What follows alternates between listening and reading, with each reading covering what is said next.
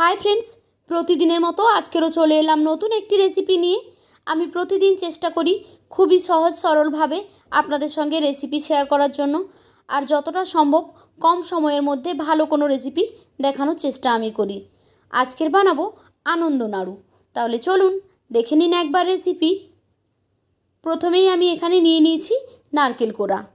আমি এখানে ফ্রেশ নারকেল কোড়া ইউজ করেছি। দিয়ে দিলাম 1 কাপ গুড়।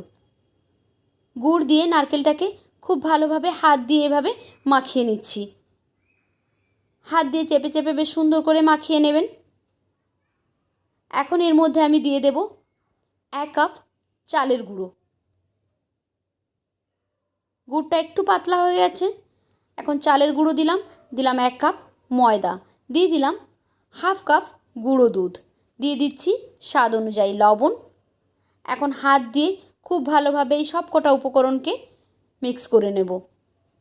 এখানে কিন্তু জল দেওয়ার কোনো প্রয়োজন নেই। আপনারা এটাকে প্রথমে হাত দিয়ে খুব ভালোভাবে মেখে নেবেন। যেহেতু গুড়টা এর মধ্যে দেওয়া আছে, সেই জন্য গুড়টা যত মেল্ট হবে এটা কিন্তু ততটা পাতলা হতে শুরু করবে। লাগলে অল্প একটু জল দিয়ে আপনারা এখানে এই ডোটাকে তৈরি করে নেবেন। খেয়াল রাখবেন গুড়টা আছে সেই জন্য এখানে বেশি জল দেবেন না। অল্প একটু জল দিয়ে সুন্দর একটা সফট ডো তৈরি করে নিলাম। দিয়ে দিচ্ছি এখানে সাদা তিল। তিলটা এখানে আমি কাঁচা দিয়েছি, ভাজার কোনো প্রয়োজন নেই, কারণ এই নাড়ুটাকে আমরা ফ্রাই করব। তাই তিলটা অটোমেটিকভাবে ওখানে কিন্তু ভাজা হয়ে যাবে। এখন তিল দিয়ে আবার খুব ভালোভাবে মেখে নিলাম। এটা মাখিয়ে নিয়ে কিছুক্ষণের জন্য আমি রেস্টে দিয়ে দিচ্ছি। ফিরে এলাম প্রায় 5-7 মিনিট পরে।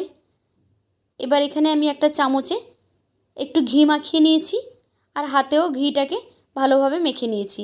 তারপর এখান থেকে অল্প অল্প ডো নিয়ে সুন্দর একটা বলের শেপ দিয়ে আমরা একটা নাড়ু তৈরি করে নিলাম। দেখতে পাচ্ছেন খুব সুন্দরভাবে কিন্তু তৈরি হয়ে যাচ্ছে। এই চামচ দিয়ে মেপে নিলে নাড়ুগুলো সব একই রকম সাইজের হবে, সেই জন্য এখানে আমি চামচ দিয়ে নিয়ে নিচ্ছি। আপনারা চাইলে হাত দিয়েও এটা তৈরি করে নিতে পারেন। দেখুন সবগুলো এখানে একই রকম তৈরি হয়ে গেছে, খুবই সুন্দর লাগছে দেখতে। এখন এগুলোকে আমরা ফ্রাই করে নেব। তার জন্য গ্যাসে আমি কড়াই বসিয়ে দিয়েছি, তাতে দিয়ে দিলাম সাদা তেল।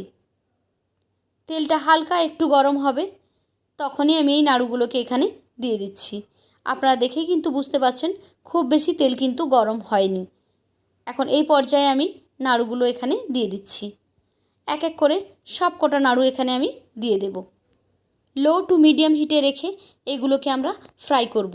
হাই হিটে দিলে কিন্তু বাইরেটা তাড়াতাড়ি কালার চলে আসবে, আর ভেতর থেকে ভালোভাবে কুক হবে না।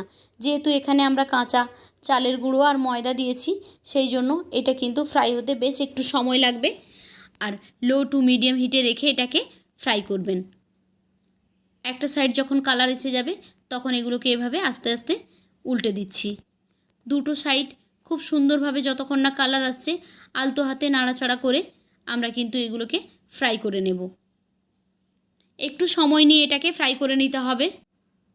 এখন দেখতে পাচ্ছেন খুবই সুন্দর একটা কালার এসে গেছে। দেখুন ভীষণই সুন্দর গোল্ডেন ব্রাউন একটা কালার এসে গেছে। এইবার আমরা নাড়ুগুলোকে কিন্তু উঠিয়ে নেব। দেখুন খুব সুন্দর কালার এসে গেছে।